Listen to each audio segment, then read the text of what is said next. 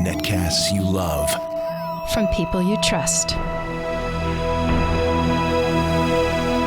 This is Twit.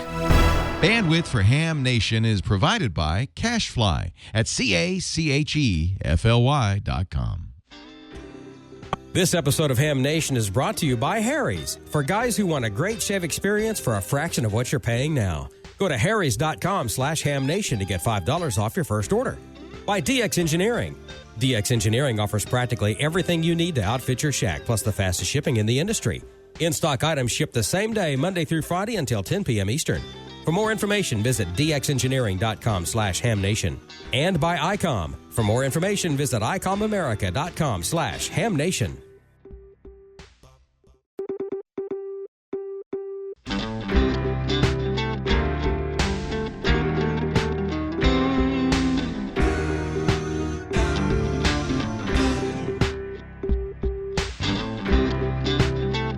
This is Ham Nation, episode 247 for May 11th, 2016. The Old Man's Walking Stick Antenna. Hello, everybody. It's K9EID, and I'm live from the Ozarks tonight. I know I've been running around a lot, but I'm really here. And boy, we have got a blockbuster tonight. We always have good stuff, but tonight is a lot of good stuff. And we're going to have a lot of stuff you're going to learn. Let's go around the horn and make sure who all's here from coast to mesa. We got, that's Captain Gordo tonight. Look at you. Hi there, and good evening. We sure look forward, Bob, to seeing all of our Ham Nation friends at Dayton Hamvention week after next, as well as this weekend at the Rocky Mountain Convention in Keystone, Colorado. Back to you, Bob. All right. You'll probably meet up with Amanda there. What's happening in Mississippi? Did you fix any transmitters today, George? Actually, I was at a transmitter site today, and I tuned it a little bit. You know, it's getting that time of year that your transmitter shouldn't be changing tune, but sometimes they just do. And I did a little tweaking today to, you know, get that 35 kW just right before it goes up to the antenna. Going to have John Porting, W6NBC, join us tonight, Bob, for another wild and crazy antenna project. And then I've got one photo I'm going to show tonight that is sort of a blast from the past. I won't give it away yet, though. Okay. I'll tell you, we get you and John together, there's no telling what's going to happen. And then we got Race Car Don. Hey, Don, how are you doing? Okay tonight?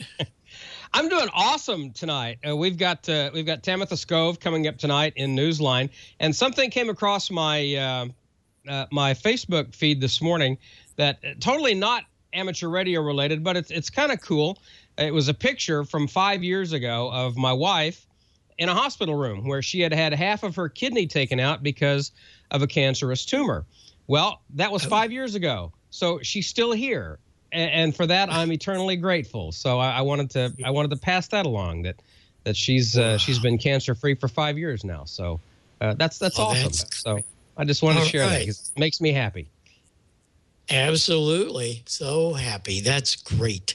Well, before we get to, I have to tell everybody, I got a very nice message from Simon, ZL2FAE. Simon and his lovely wife come to Dayton each year, but they made all the reservations, but they're not going to be able to make it. They're going to come later. But what we're doing is letting anybody know if you need a room in Dayton, he's got it. It's at the Marriott Courtyard on Miller Lane, starting Wednesday through Monday. If anybody needs a room, send me an email. It's K9EID@ARRL. Send me an email and I'll get you in touch with Simon. And because rooms right now, I don't know that you could get one. So at least anything decent. So Simon's in the chat room also. You might want to go over and find him. Well, you know how much I talk about this stuff behind me, and I've been using for many, many years a VFO that really came from a Jeep. It was a BC 458 transmitter for the Jeep and airliners, the old B-52s and B-29s. This is what they used. That guy.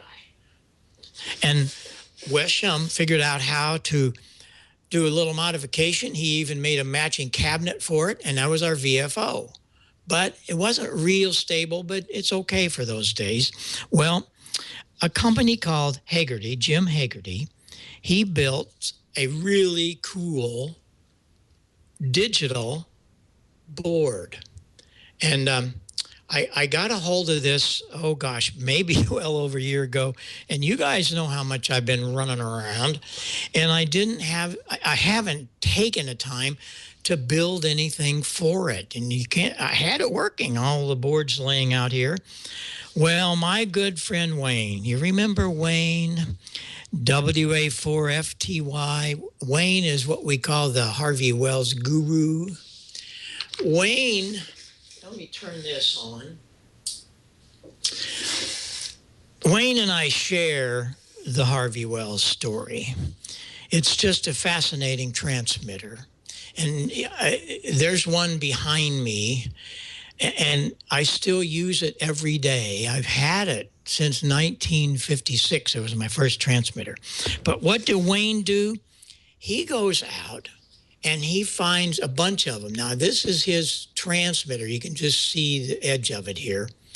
But he took like the case of one and made a receiver out of it.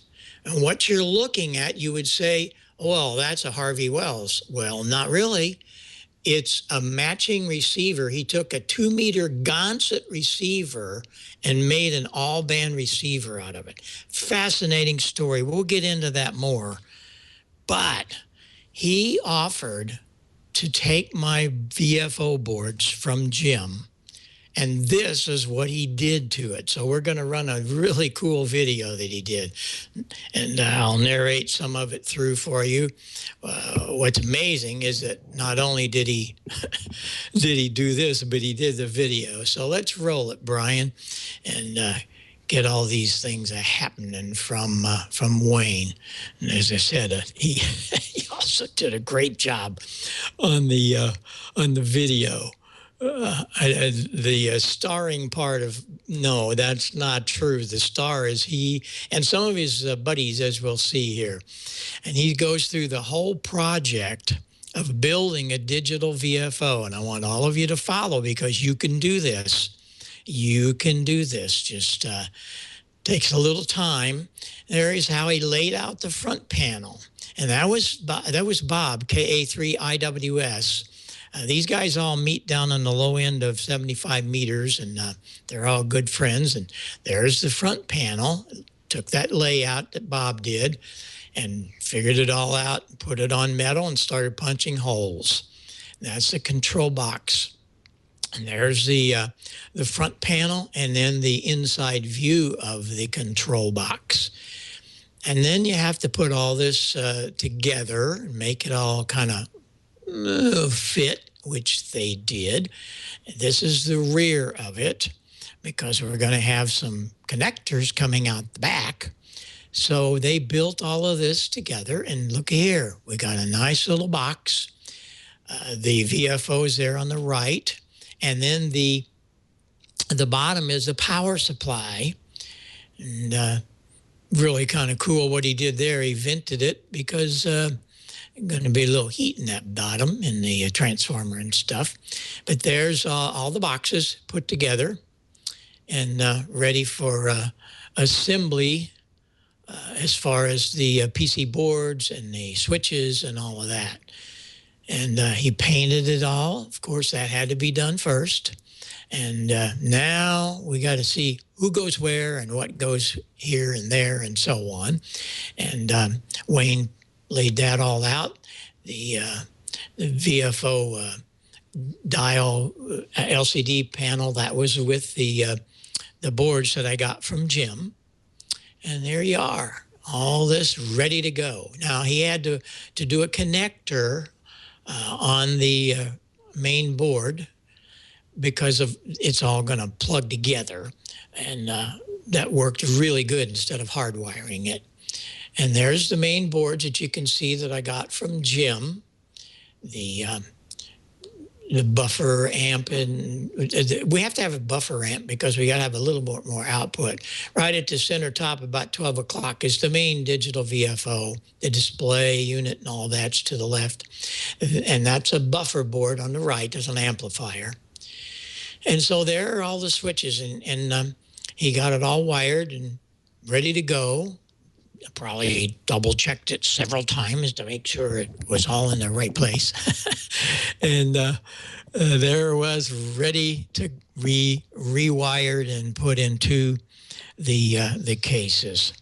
Wayne is really quite a builder, and I really appreciate all the work he did on this thing. That's the encoder board. Encoder board is the knob, the main knob that sends the signal to the digital VFO as to what frequency it's going to be on. So they got it all ready to go on the panel, figured out which switches wanted to go where, and we had to put that decoder board in there. So he kind of looked around to see where the best place was for the layout of all that, and boy, it turned out really well. So they got her all ready to go. The housing's all there. And this is the way to build a beautiful piece of gear. Do it in sequences like this so you know what's going to go where, and not just try to stuff things in a box. You've got to think ahead, and he did that for sure. So we're all ready to go here inside. That's this display. We saw the front of it. Well, that's the back of the display. And see, that's why we had to have that wired. Look at the front panel he did. He did that really nicely. And he was Joe Morse, AD4W. It was a whole team that he put together. But isn't that cute? All ready to go. And got the switches together and got a nice red knob. I like the red knob, Wayne. That's cool. And the synthesized frequency will show up in the LCD panel. And you see the calibrate switch and the recall. And then there's a save for memories. You can have different memories on this. This was the clever thing that Wayne come up with. You can rotate both dimensions. You can rotate it on the power supply, and then you can tilt it back. So no matter where you put it on your desk, you will be able to see the display really well. Is that a cool idea or what? And that's all sitting on top of the little power supply. You can see the power supply in the back, but that all assembles. There's the transformer, the regulators, and the filter caps and all that for the plus and minus voltages that you need to run all this. That's the buffer board we keep talking about. It's really an RF amplifier. The main signal out of the digital board is not quite enough to drive some of these rigs. And we're going to drive the Harvey Wells with it, and we also will want to drive the 20A. And we can save those different memories in the memory circuits, and away it goes. So we're ready to rock and roll no matter what I want to use it on. That was, again, a very thoughtful thing that the guys did when they were kind of designing all of this. And pretty much put together the control board, the base, the cabinet, the power supply.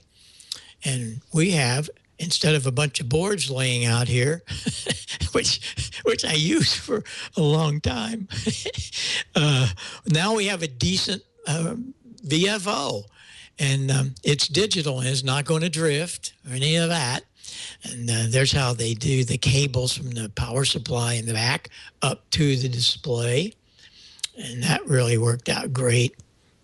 And we're really enthused about this. It just works so good. The main BNC you see there, that's the output that will go to either one of the radios that we're going to use it on. And that's a close-up of that rear panel. And the 12 volts coming out of the power supply to feed up to the buffer amp and the display board. And there it is, sitting on Wayne's favorite frequency, 3715 on Sunday afternoon. That's where you can find these guys. They get in there about 4 or 5 o'clock and have a great time on the 3715. So he's got it all set up for me. So it's already in the memory and I can recall it. But what a great piece. I appreciate Wayne doing all this, because not only is the project from start to finish great, but the video was super that he and Joe and Bob, everybody put together. And I wanted to share it with everyone because I want you too to see what happens in building some of this homebrew gear. Although this doesn't look very homebrew, does it? Nope, it doesn't. We saw the Harvey Wells receiver that he built. My goodness, he also took another Harvey Wells and made an amplifier with a 4-400. There's Hagerter Radio Company, WA1FFL. And if you ever need digital VFO boards, there you go. I bought this from him over a year ago. And so we were really thrilled to be able to have all of this stuff going and in a box and so on. So that's the end of our little video show. And we'll come back here to me, and there it is live. Is that cool or what? So I'm so excited about it. And I wanted to share it with everybody because you guys and gals need to get into building some stuff, and we're going to do some more of that. I've got a couple of projects, and George has got a couple of things, and we'll get into that this summer. So that's the story from here, and we're going to go out to the coast and see what Gordo's got cooking. I think he's got a few things out there for his shorts tonight, and his shorts meaning his shots. Gordo, it's all yours. Roger that. They'll have to wait for the shorts until either Keystone, Colorado this weekend or Dayton next weekend, only if the weather is warm. All right, Army and Air Force, Navy, and I'll represent the U.S. Coast Guard Auxiliary. We've got a mission for you. You don't have to be a member of the armed services for this, but we can help them this coming Saturday, the 14th. This Saturday is the annual 66th Armed Forces Day crossband military amateur radio communications test. This is where we transmit on ham frequencies, and with our other VFO, we listen out of band for military stations looking to make contact with ham stations cross-band.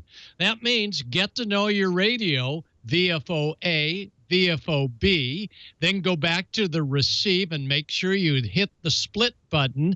Double check that indeed it transmits where you want it to transmit in the ham band, yet you're receiving outside of the ham band, and you'll be able to take part in cross-band military communications.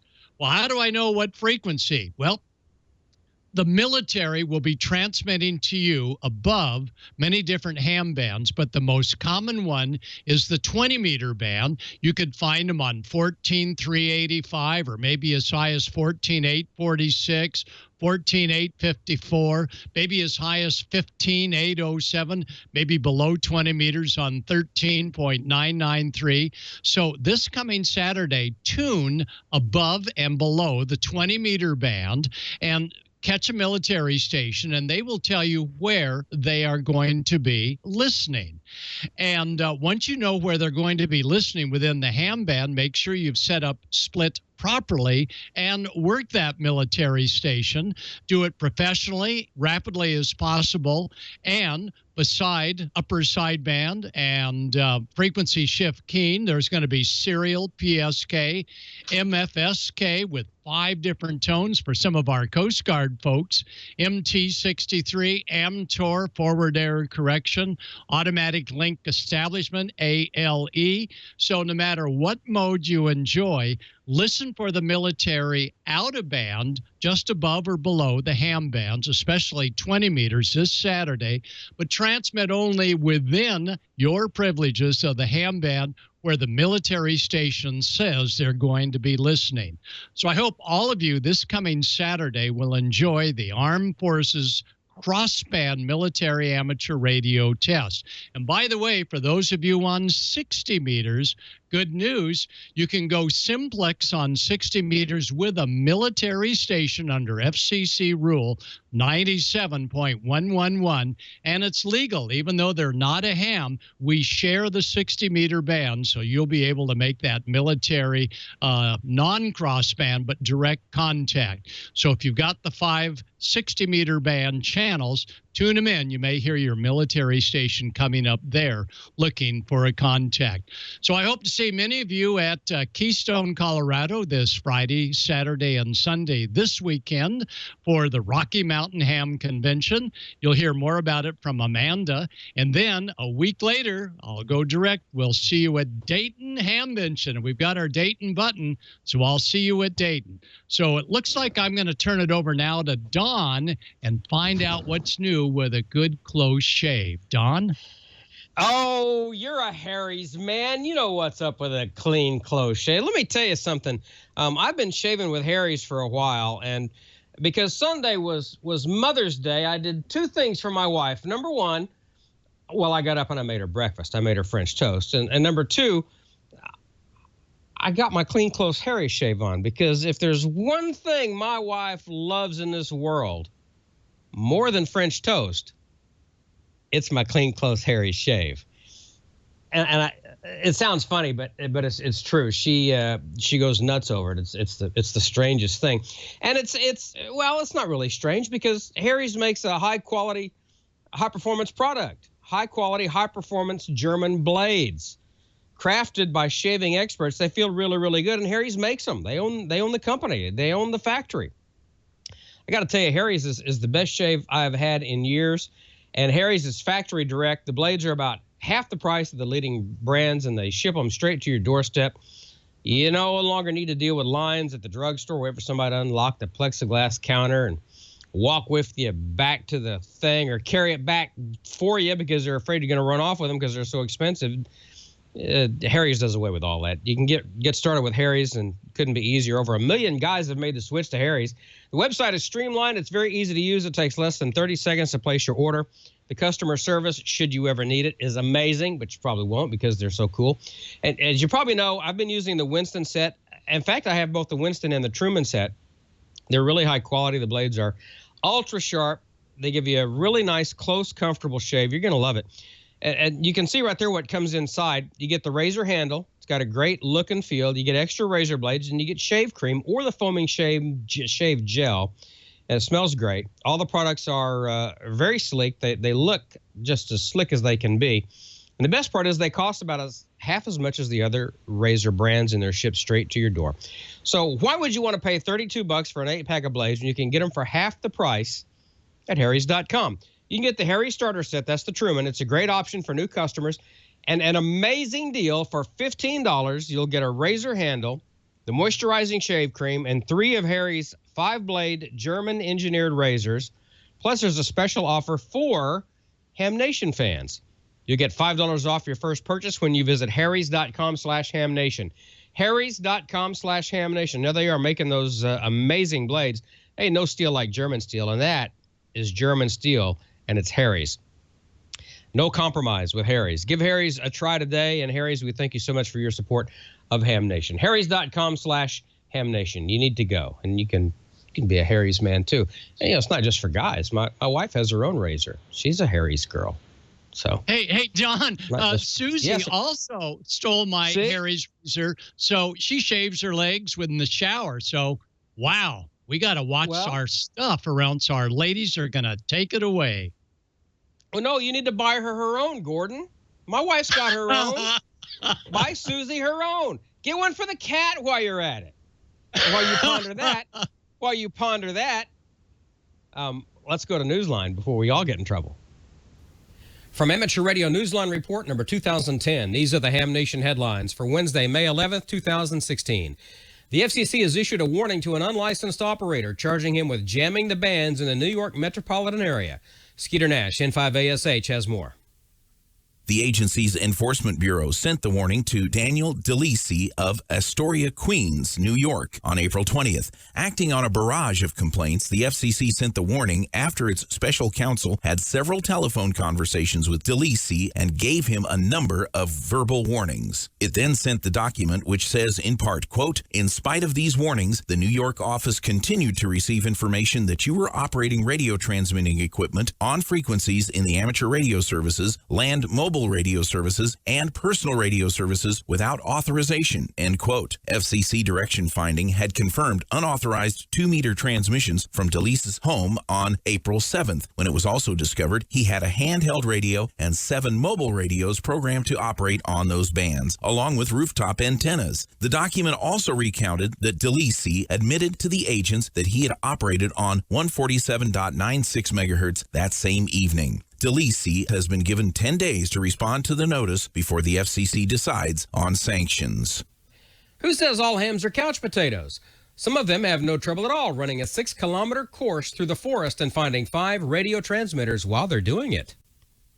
The annual USA ARDF Championships are now complete. ARDF stands for Amateur Radio Direction Finding, also called fox hunting, foxtailing, and radio orienteering, all on foot under international rules. This year's national championships took place in early April near Killeen, Texas, under the sponsorship of the Texas ARDF Group and the Austin Orienteering Club. Anyone at any transmitter hunting skill level was welcome to compete, so there was a wide age range of participants from all over the country, plus visitors from Ukraine and a high school exchange student from China. There were some past medal winners, while a few had never completed a full course before. The participants were divided into 11 age and gender categories, so the ones in their 70s didn't have to compete against prime-agers for the gold. The classic courses on 2 meters and 80 meters were over 6 kilometers from start to each of the 5 transmitters and then to the finish. In addition, there was a sprint event to see who could find 10 lower-powered transmitters fastest. There was also a fox soaring event. That's a new sport that combines orienteering and direction finding. Competitors were given a map marked with 10 circles. When they got inside the area represented by each circle, they could hear a QRP 80-meter transmitter and track it down with RDF. When it was all over, 16 OMs and 9 YLs had received gold, silver, and bronze medals to take home. Some of them are also getting invitations to travel and compete on Team USA in the ARDF World Championships, which will get underway in mid-September near Albina, Bulgaria. For the complete results and lots of photos of these championships, point your web browser to homingin.com. That's homingin as one word, homingin.com. That's also a good place to learn more about the fun of on-foot transmitter hunting and about bringing it to your locality. From Southern California, where we are planning several training events to get Team USA ready for the World Championships, this is Joe Mel, K0 Oscar Victor for Amateur Radio Newsline.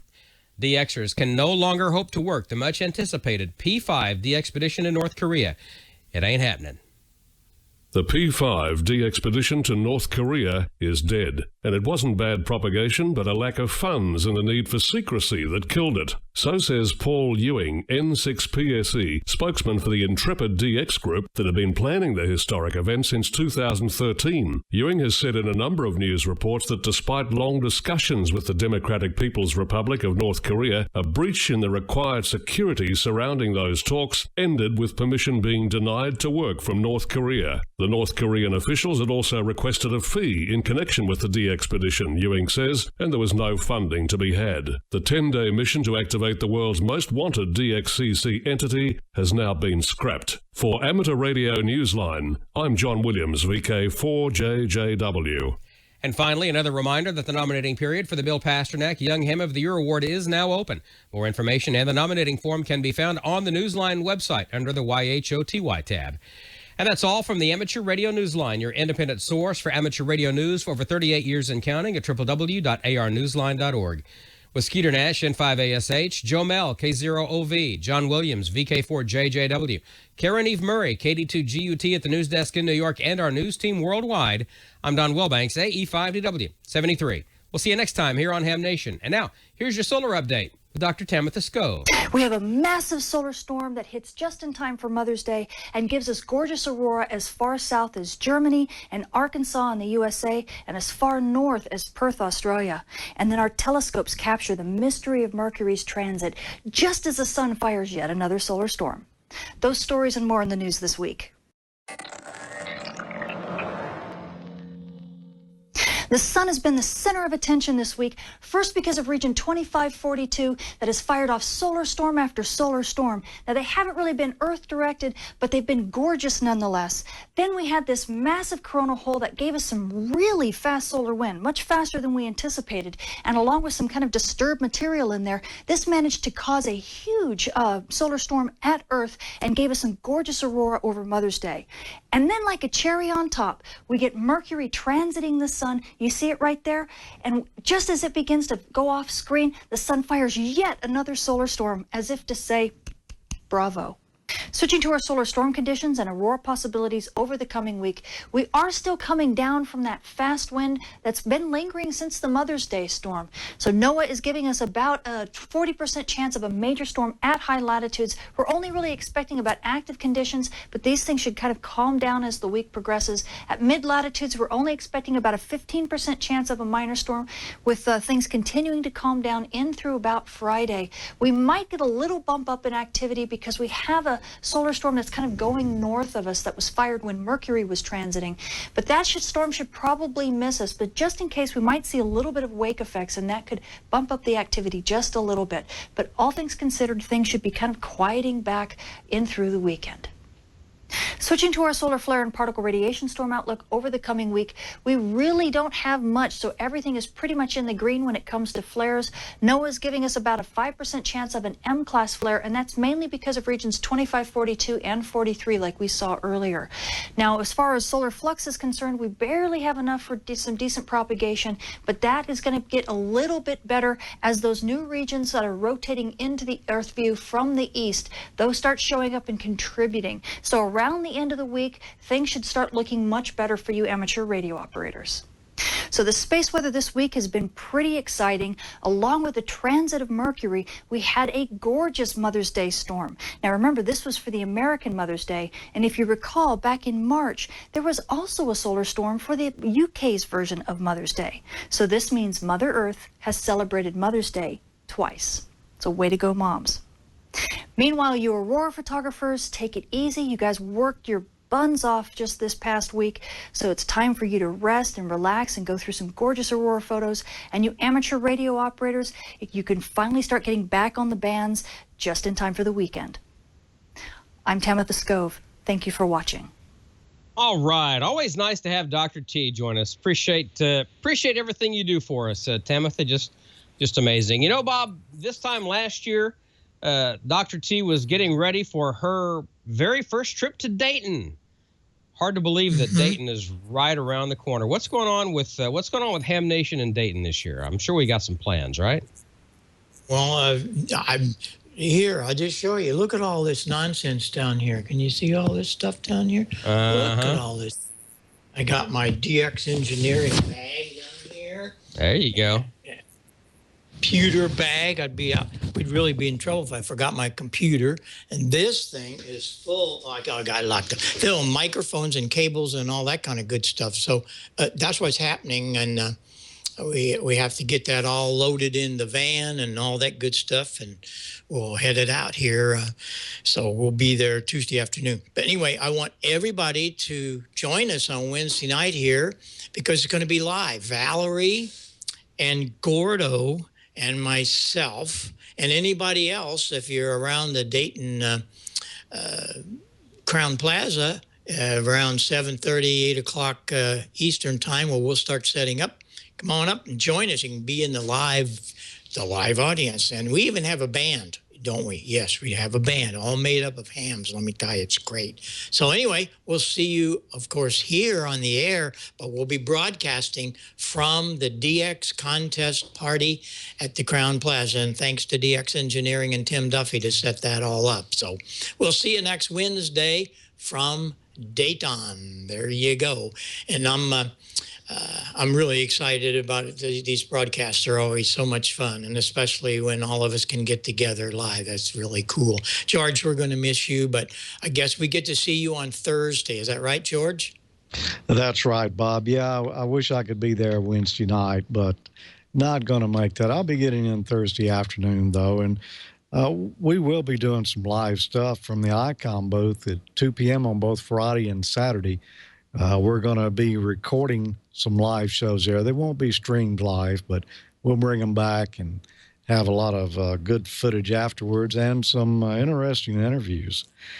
You know, I got a picture here that I ran across today. This is actually a screenshot of a video of a guy I know. This is Don Sitton with KPET in La Mesa, Texas.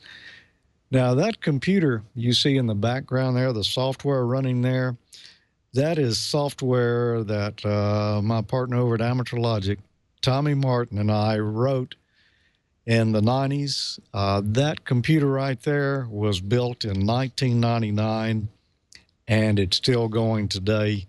As a matter of fact, we won an award for that software for blind operators in 1998 at the NAB show in Las Vegas. But just the specs on that computer, well, I just wanted to share the specs. I looked them up when I found this video online today. Brand new video. He's still running this, by the way, since 99. It's kind of an old computer. It's running Windows 95. That is a Pentium 233 MMX computer. It had 64 megabytes of RAM. It had 2 hard drives in it. It had a whopping 10 gigabyte drive and a 6 gigabyte drive. And it had 2 aptX audio cards that were about the only decent ones you could get when we first started in that business. They were full-size ISA cards, you know, about yay long. So, well, it's just amazing to see that he's still got that running after, well, into the next century here. Well, now, you know, you can build your antennas out of a lot of different things, and there's no end to the creativity. And here's our friend right here, John Portune, W6NBC, to just show us one more. Hi, John. Hi there, George. Nice to hear from you. Nice to be back again. Yeah, what are you going to show us tonight? I know it's got to be wild and crazy. Oh, of course it is. Okay, let's get straight into it.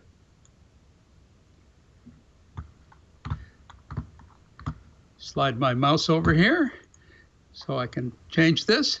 Well, tonight, as you can see here on the screen, I'm going to tell you a little bit more about the current article I have in QST this month on a Ham gentleman's walking stick, a 2-meter 440 antenna in a cane. And I've been getting quite a lot of response on this article from, I suppose, more of the old geezer fringe, but anyway, it's fine. I got the inspiration for this antenna in a cane instead of the stiletto or the whiskey flask while I was attending, which I do every year, and in fact I organized the hams for the Santa Maria annual Elks Rodeo Parade, which you see here on the screen. And I got to thinking, you know, I'd like a better antenna than just the rubber ducky on my handheld. And I thought, well, you know, I could carry a cane and with me easily. I don't need it to walk with, but it would be a great place to hide an antenna. Then I could hang it in a tree. So here it is, and you'll see it shown in the May issue of QST. It's a Ham gentleman's walking stick, and interestingly, inside of it is a true 2-meter 70 centimeter antenna. You might think, oh, what do you mean by a true? Well, you'll see here in a minute what I mean by that. Not all so-called dual band antennas are really true dual banders. The project was inspired by the cane on the left, which was built by W6ND, a good friend of mine, Ernie Sloan, and he built a 2-meter only version of it out of 1/2-inch PVC. I decided I wanted something on both bands.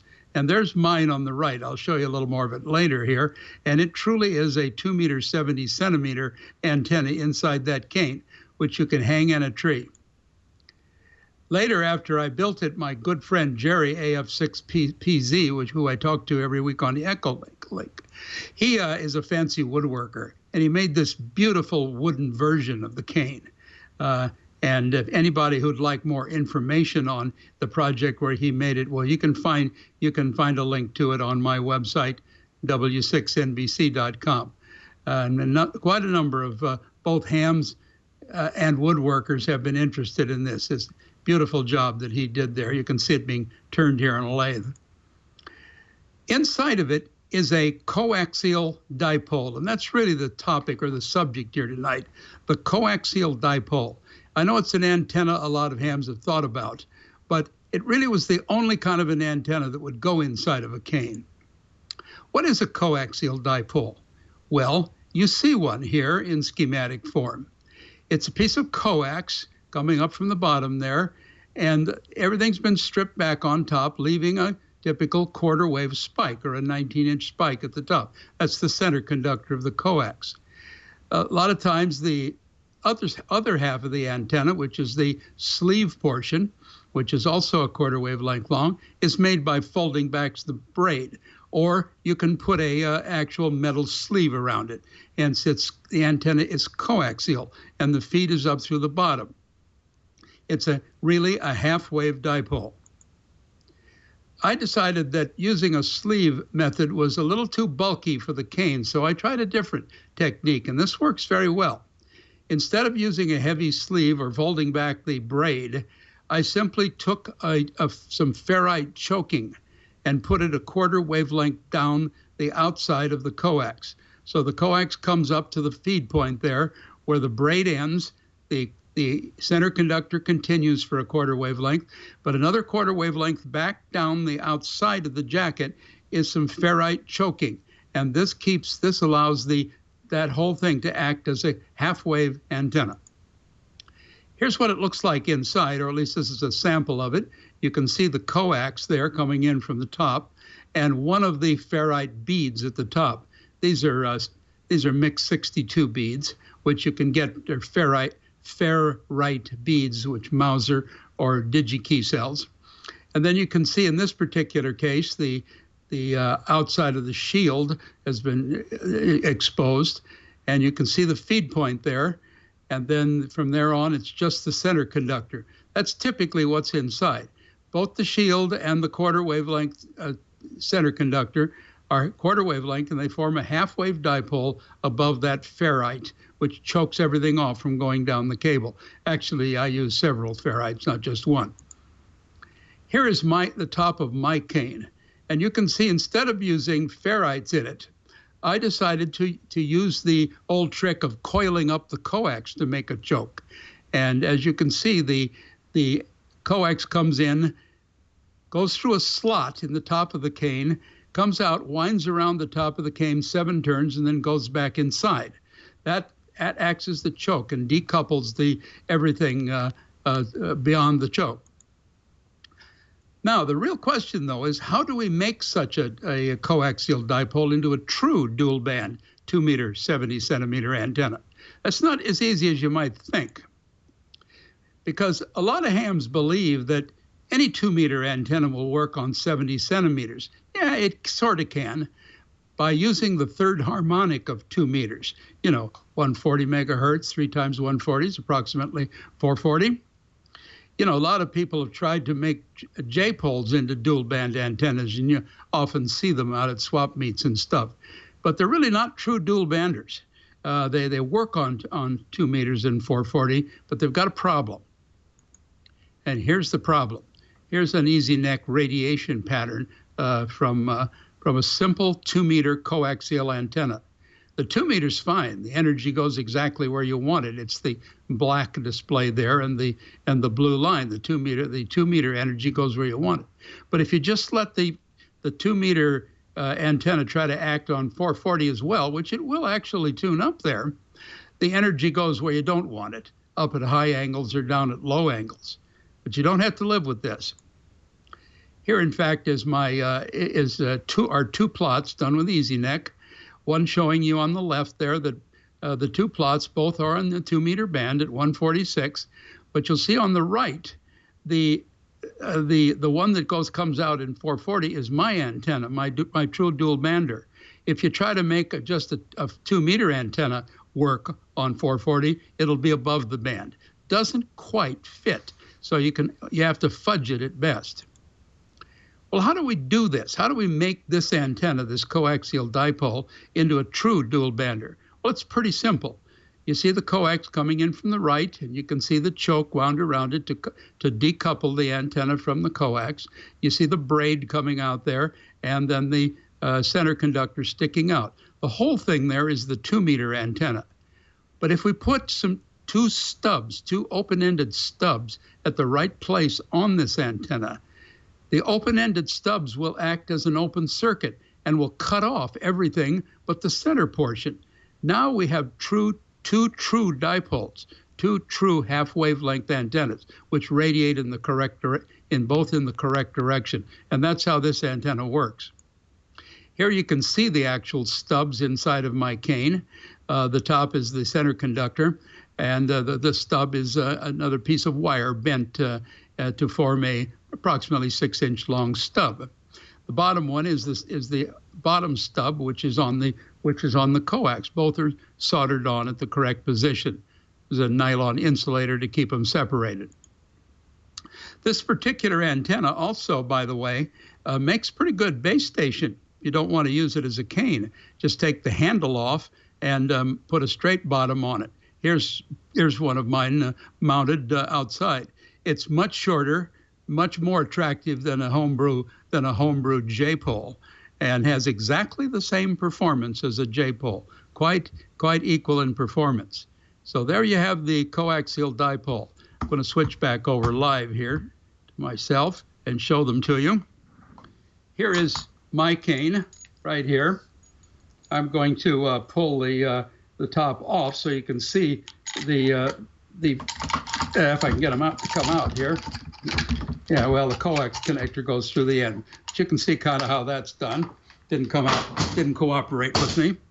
Here's Ernie's original cane, and if I pull it apart, you can see what he did is he rolled up a bundle of RG-174 to make the choke.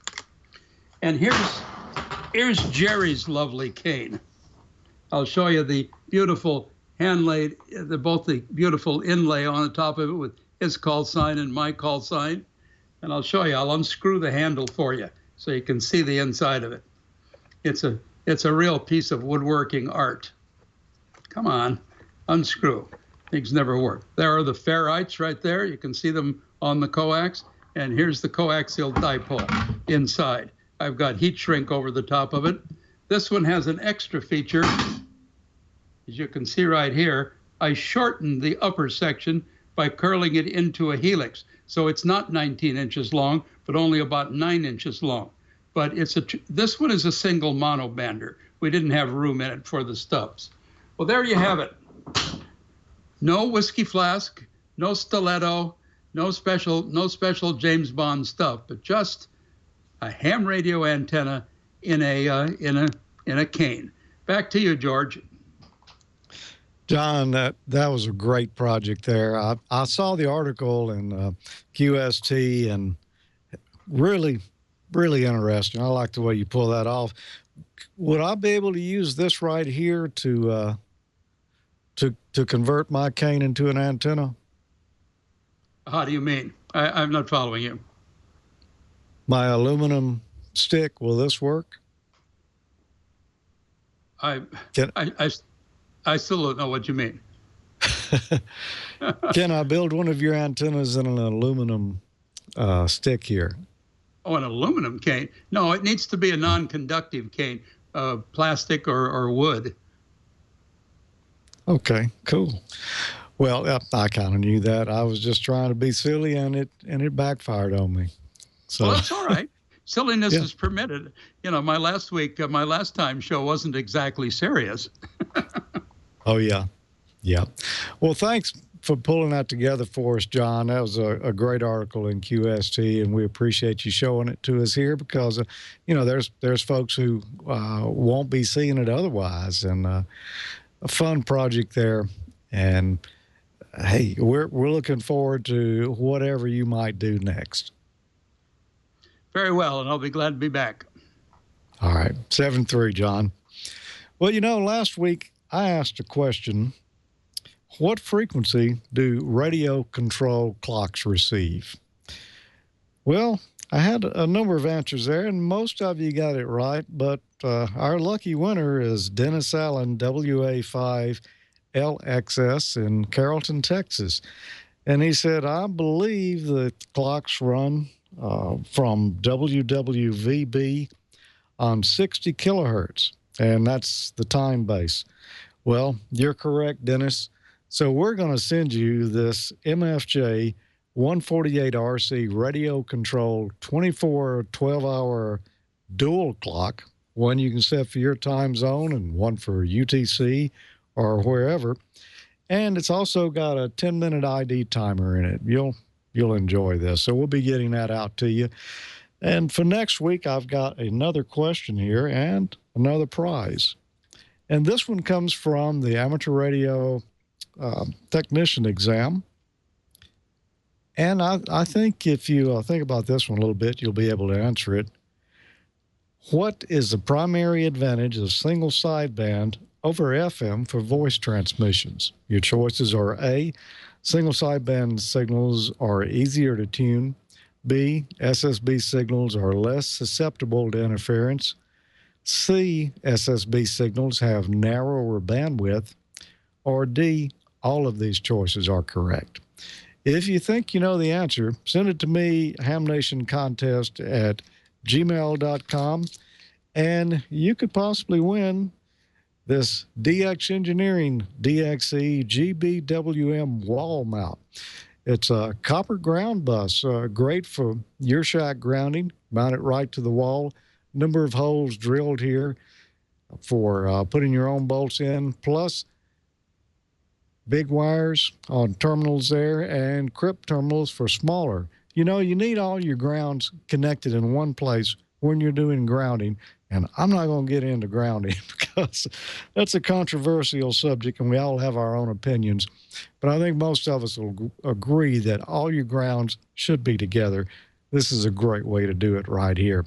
So hamnationcontest@gmail.com, and you could win this DXE GBWM. Now, I did want to mention before I go, Friday night at 8 p.m. Central Daylight Time, if you're not doing anything, come over to live.amateurlogic.tv. We'll be shooting the next episode. And I've got an antenna I built myself that I'll be unveiling. It's not a walking stick, but a little different design. So come check that out if you're looking for something to do Friday night.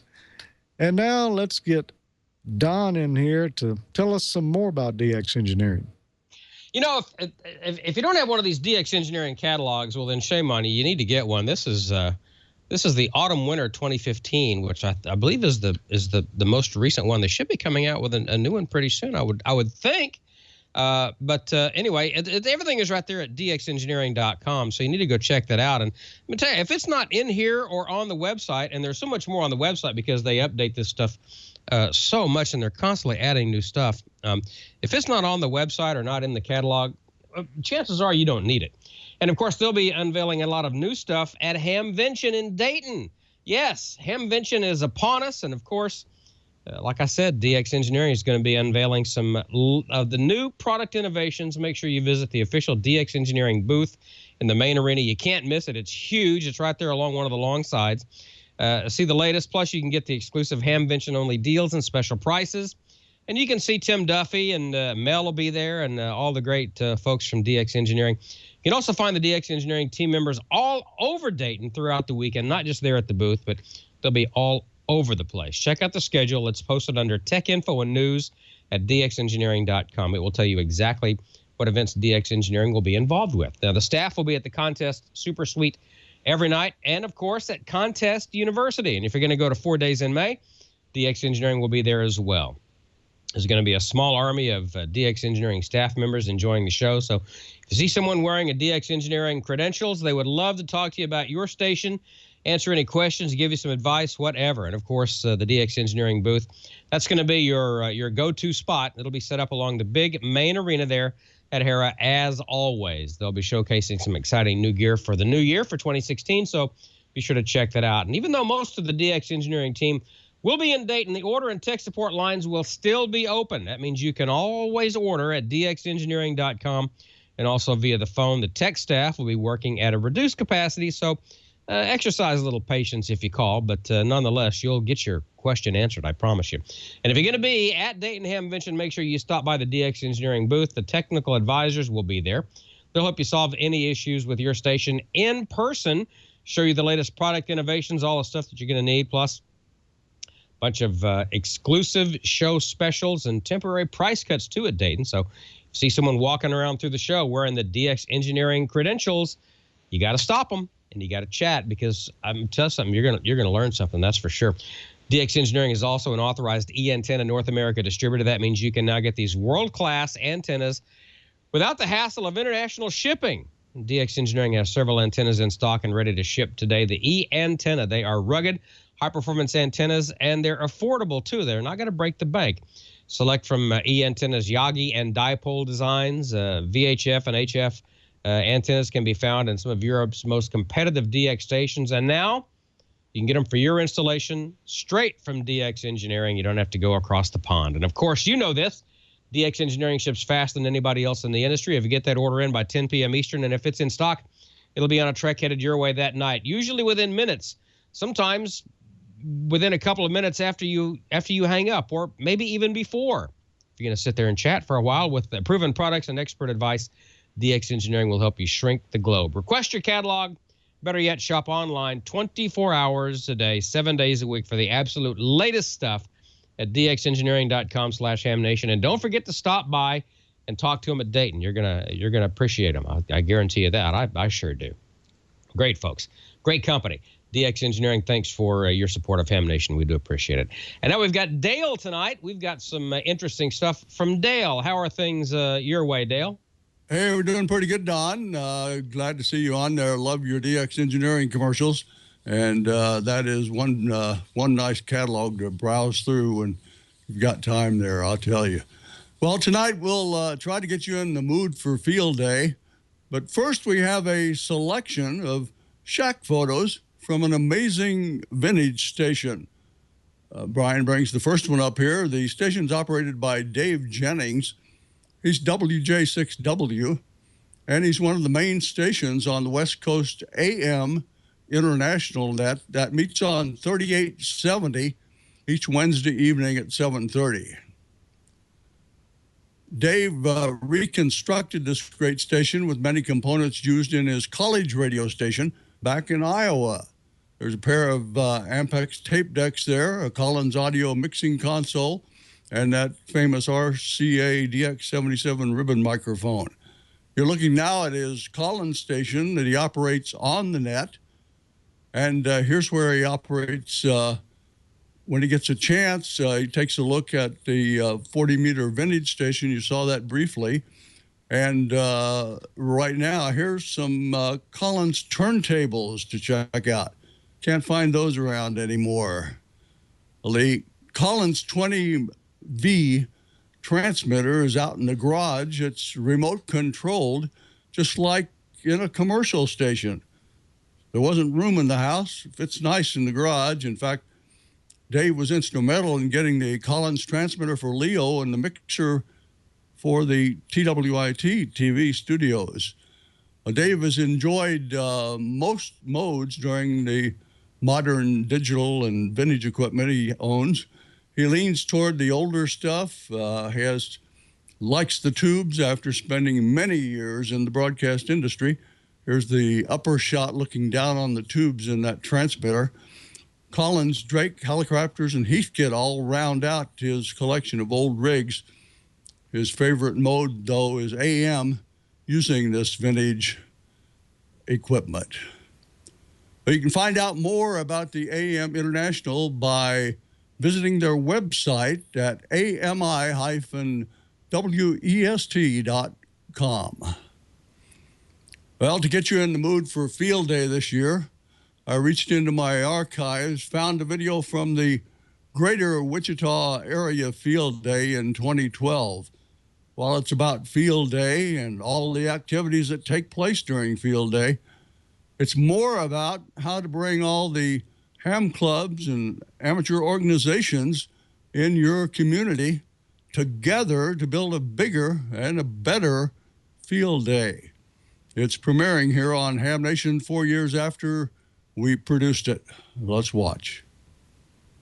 On Field Day weekend, the Spirit Boeing Employees Association recreational area was a great place to be for both amateur radio operators and Boy Scouts of all ages. Well, this weekend we have a number of clubs here. We have the Wichita Amateur Radio Club here. We have the Valley Center ARC. We have the Skywarn, local Skywarn members. We have the Salvation Army Team Emergency Radio Network, that's Saturn here. We also have a group of Boy Scouts who is forming the GOTA station. And the club that kind of got it all going was the Bears, the Boeing Employee Amateur Radio Society. The Field Day operation in Wichita has a history that can serve as a model for amateur clubs nationwide. Randy Wing, N0LD, explains. Well, we noticed in the late 1990s that our clubs were slowly losing membership. They were losing interest in getting together and doing amateur radio. The opportunities were diminishing locally. At the same time, our Bears started to get together and do a smaller field day, and we really noticed how people really got excited about this. So we grew our effort, and then we said, this is so much fun, we want to invite all our friends in the community. So we took the name of Bears off of the field day, and we invited all the other clubs and said, hey, we just want to get together and have a great field day, we want to share our interests. And out of that has come a lot of collaboration. A lot of clubs bring their own interests and their own skill set to this mix, and it's really been cool watching it all come together and have us get higher and higher scores every year. Like all operations, the combined Wichita Field Day had a number of short and long-term goals. The short-term goals are building on our past, really. It's extending into digital communications. It's extending into having Boy Scouts do GOTA. It's getting amateur involvement from new and younger hams into amateur radio. The longer-term goals are to make this as big as it could possibly be. It could be as our goal would be to try to touch every ham in the Wichita area and get them to come do field day and realize how much fun it really is. But the biggest goal at any field day operation is to practice emergency communications. Field day was originally established in the early part of this century as a means to promote the public and amateur radio awareness for emergency communications. And it's built on that, and it's changed and it's broadened over the years. So our Saturn group is here, and they do communications during emergencies. Our Aries and Races groups are here, and they do emergency communications, and all of us do Skywarn, which is all about the weather and emergency communications to let the National Weather Service know when severe weather is coming. In Kansas, hams take emergency communications very seriously. Check out this ready-to-roll station assembled by Roger Bailey, N0ZOP. It's modular, waterproof. Disconnect the cables, put the lids on, and you're up to go. Breaks down into 3 different sections: HF, ATV, VHF, UHF, TVs for ATV or watching the news, and then the scanner for whatever, 800 meg, fire department, PD, sheriff, ambulance. A field day operation of this proportion needs a computer engineer. Brandon Trube, KD0HTI, built an Ethernet network that let all 8 stations enter their contacts to the same log. Well, we have about 9 stations and a server setup. We're spanning about 1,000 feet of Ethernet cable. We're using 3 switches to make that expanse, and we have a wireless N router, which is in the pavilion building. The young men in Hayesville Boy Scout Troop 895 played a big part in the Wichita area field day. Here's Scoutmaster Alan Brewster, W0SY. We decided at Troop 895 to do GOTA, which stands for Get on the Air, as a opportunity for the scouts in our troop that are licensed hams to show how that scouts, being prepared, can do emergency preparedness with radio off the grid. Assistant Scoutmaster James Bice, KD0GJY, compares GOTA to the troops' JOTA operation last fall. Well, GOTA compared to the JOTA, Jamboree on the Air, it's just the troop. We set up in location, which is usually our charter, and we set up there, and it's our boys. Same as here, they will run the radios, they will do their logging, and they will have all the fun where Mr. Brewster and I, we will just sit back and we will observe and help them as needed. And what do the boys think? Here's Alden, KD0IJJ, Andrew, KD0IJN, and Brody, KD0IJQ. I think it's pretty fun. The weather's really nice out here. First of all, I enjoy radio and field day, and the enjoyment is part of it. But I also, since I do not get to operate radio like this very often, it's a good opportunity for me to hone my skills. I plan to provide support to all the new scouts that come along today and hope that they can get on the air and also have a very good time at it too. Bonus time, Sedgwick County Commissioner Jim Skelton and his daughter both made their first ham radio contacts with the help of control operator Randy Wing. Well, I think this is a pretty exciting event for me and my daughter.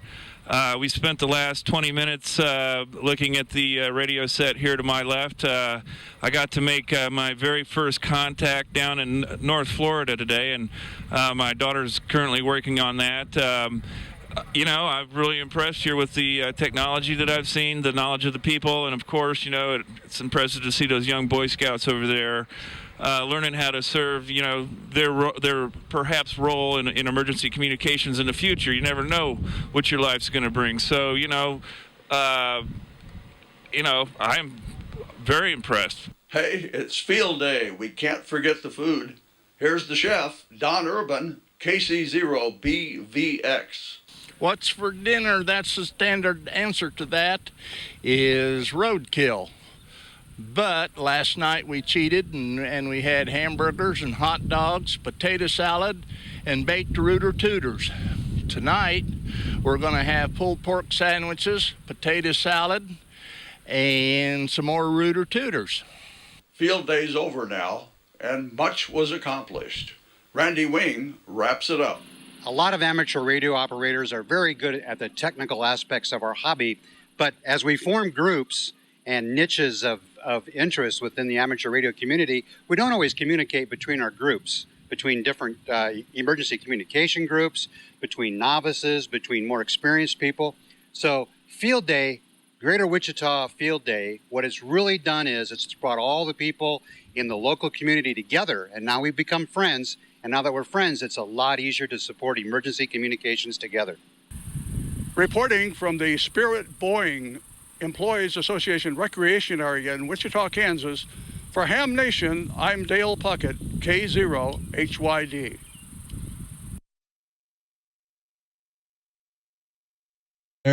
The call sign of the gentleman with the go-to kit is Roger N6ZOP, not N0ZOP.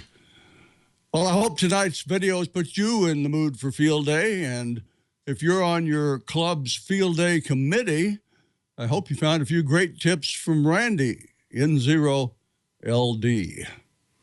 Well, that's it for tonight. A quick reminder, we'd like you to send your shack photos and your videos to Ham Nation Videos at twit.tv.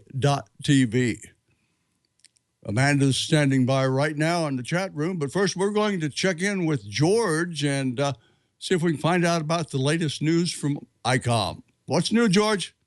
Pioneer your path. Anytime is a good time for a new ICOM base station. Be one of the first to experience how ICOM is changing the way receivers are designed with ICOM's new IC7300. It will exceed expectations. It has RF direct sampling, 15 discrete bandpass filters, a large 4.3-inch color touchscreen, real-time spectrum scope, and SD memory card slot. With ICOM's IC7851, when running with the big dogs, you'll be the leader of the pack with all the pile-up braking, frequency running tools at your fingertips. 1.2 kilohertz optimum roofing filters, new local oscillator design with improved phase noise, several spectrum scope enhancements, and more. Other worthy candidates that cannot be overlooked, ICOM's IC7600 and IC7700. These radios feature LED backlighting on an ultra-wide 5.8-inch display, advanced DSP technology and 3 roofing filters, spectrum waterfall display on an impressive 7-inch color LCD, audioscope function for AF observation, and direct remote control operation with ICOM's RSBA1 software. Visit ICOMAmerica.com/amateur for more information on ICOM's base station radios. And you can tune in and enter to win. After each episode of Ham Nation, go to ICOMAmerica.com/HamNation, register to win for some great swag prizes like T-shirts and hats and other stuff they're giving away. Plus, while you're there, check out the official rules to see how you could win the grand prize. Each month it's a radio, and for May it's going to be the ICOM ID880H VHF UHF digital transceiver, analog and D-Star, 50 watts on both VHF and UHF, wideband receiver, free cloning software download, and more. So go to ICOMAmerica.com/HamNation and register to win after this and each episode of Ham Nation. And don't forget, if you're in Dayton, come by the ICOM booth between 2 and 3 p.m. on both Friday and Saturday for a live recording, if there is such a thing as a live recording. It'll be going on there, and we'll have a lot of great guests. So with that, I think it's probably about time that we get Amanda in here to wrap things up for us. I am the ultimate rapper. Just ask me sometime offline. I'm just kidding. Okay, I have so many announcements tonight. Don't laugh at me, Don. I heard you chuckling. That's not right. Okay. All right. First of all, Iowa State Convention this Saturday, May 14th, 8 a.m. to 1 p.m. Central in Boone, Iowa. Next thing, Boy Scouts in Billings, Montana will be activating the Lewis and Clark Trail for the IMPOTA TR09. Yes, that means National Parks on the Air. I always call it IMPOTA. They're going to be there Saturday on a bunch of bands, 2015-10, and the call sign you should look for is K2BSA/7. Not only that, but we also have the Rocky Mountain HamCon Colorado Convention coming up this weekend. Gordo is going to be there. Not only is Gordo going to be there, there's going to be quite a few people. We have the newest president of the ARRL, Rick Roderick, the vice president, Brian Milishowski, Dwayne Allen, the new Rocky Mountain Division Director, and get this, his babelicious sidekick, Katie Allen. Yep, no kidding. She's going to be there too. I heard she's signing for autographs. I'm just kidding, Katie. I love you. Can't wait to see you. The National Voice of America Museum of Broadcasting, located in the former VOA Bethany, Ohio relay station, will host a reception on Saturday, May 21st for Dayton Hamvention attendees. That's from 6:30 to 9 p.m. With all of that out of the way, I only have one question, and you guys can choose between you who would like to answer it. Have you heard of any RF getting into newer model cars when installing your mobile radios? Does anyone, 2015s, 2016s, any RF issues? Gordo here. Not yet, Amanda. We've done a lot of HF installs, a lot of VHF and UHF installs, and we've not had an airbag, make that an airbag, deploy, nor brakes lock up.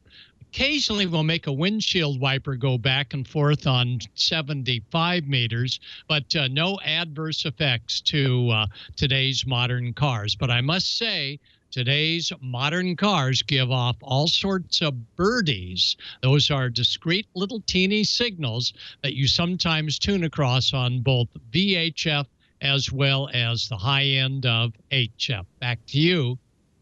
Okay.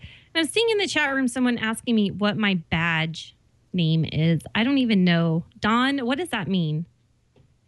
What was the question? What is your badge name? Is that my rapper name? I don't know. No, it's Amanda's. Amanda, you've got something right here. What does it say? This thing. Okay, so this is the shirt. I am on the committee. I'm getting it now. Hey, what color is this? I don't know. It's your first trip to the big city, Amanda? It might be. Please don't mug me. This is our HamCon Colorado logo. This is the official logo. And if you see someone in one of these bright green shirts, that means that they should have information for you this weekend in Keystone, Colorado at the HamCon Colorado. Really, Brian? Thanks. I didn't need that.